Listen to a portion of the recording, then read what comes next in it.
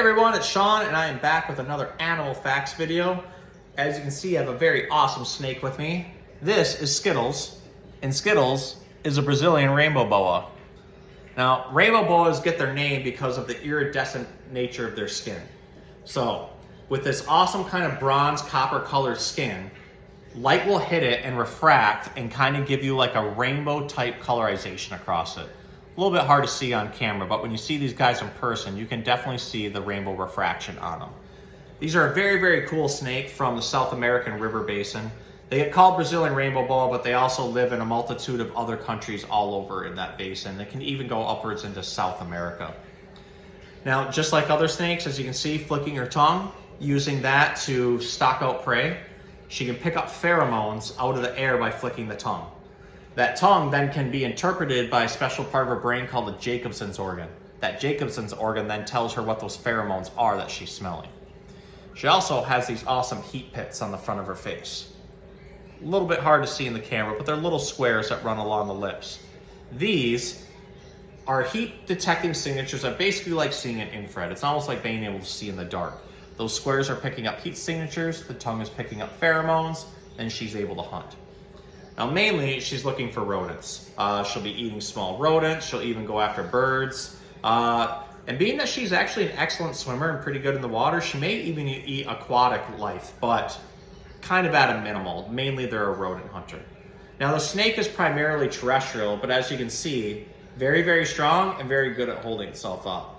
Now, if you've ever been in the jungle, you know that even though a snake or something may be terrestrial, there's lots of roots down trees, vines, and everything else. So most animals that live in that environment have to be extremely dexterous, which she is.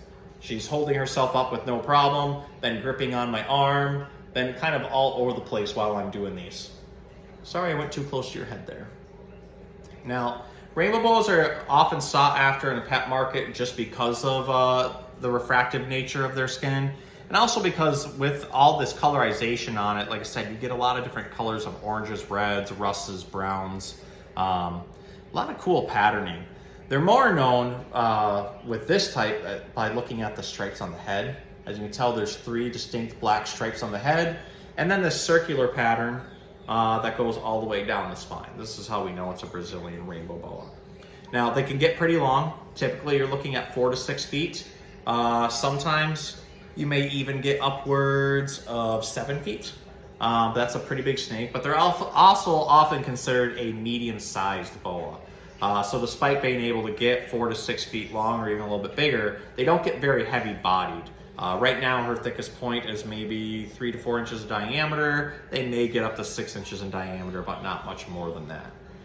They do like a high humidity environment, being that they come from the Amazon basin.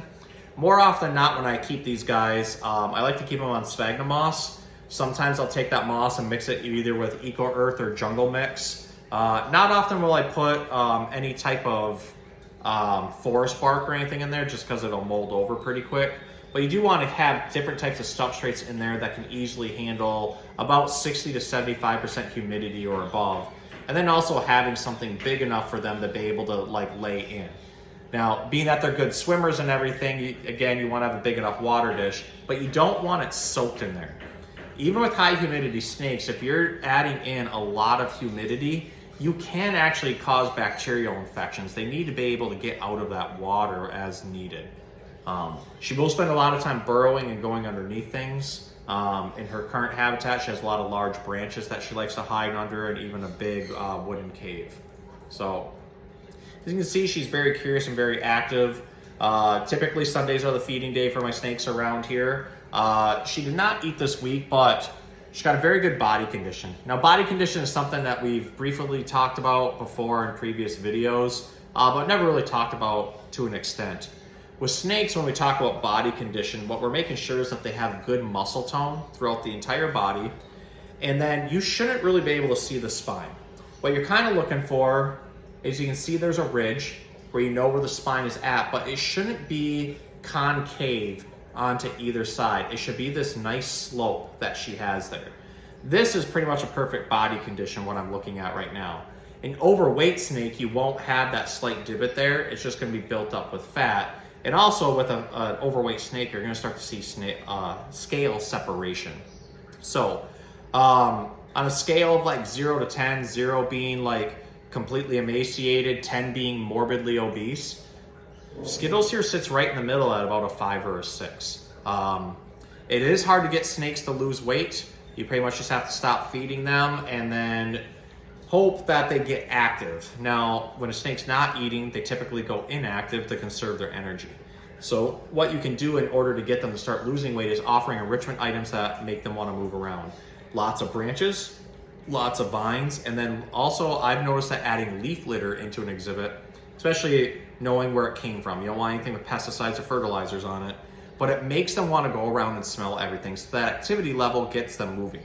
Snakes don't exercise by stretching out, they exercise by winding and wrapping around. So adding lots of obstacles for them to have to go through and up and around and down, that's going to cause them to exercise more. And so by cutting back some feeding, making them move a little bit more, you can hopefully get a snake to lose weight. But unlike a mammal where you can get weight loss in days, weeks, or months and get them back to proper body score, typically with reptiles and especially snakes, it can take months or even years.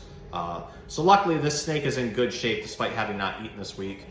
Really at a body condition like this and this size, I'm okay with every 2 to even 4 weeks trying with feeding.